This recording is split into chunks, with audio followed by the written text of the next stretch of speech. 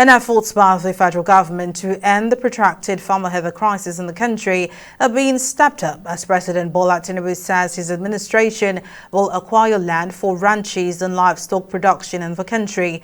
President Tinubu made this known during a meeting with members of the National Conference on Livestock Reforms as well as heads of security agencies in the country.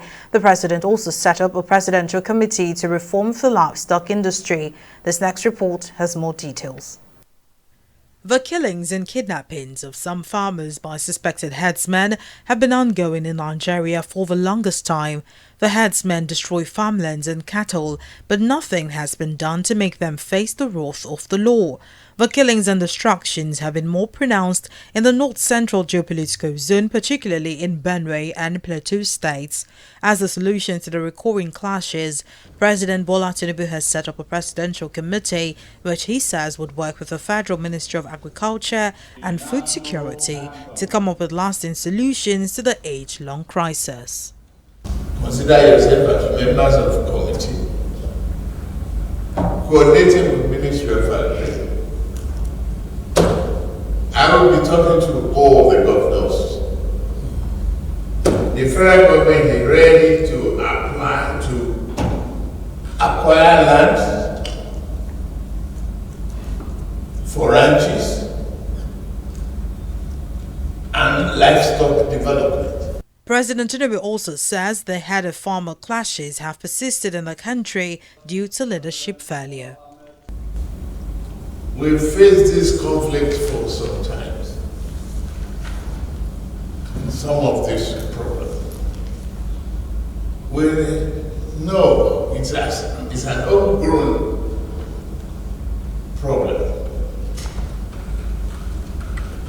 The traditional old ways is very hard for people to stay away from. I tried in to bring about a solution. The former Kano State Governor and National Chairman of the ruling All Progressives Congress, Abdullahi Ganduje, while presenting a committee to President Tinubu at the State House, said the introduction of innovative ideas in livestock production is a must to end the header farmer clashes in the country.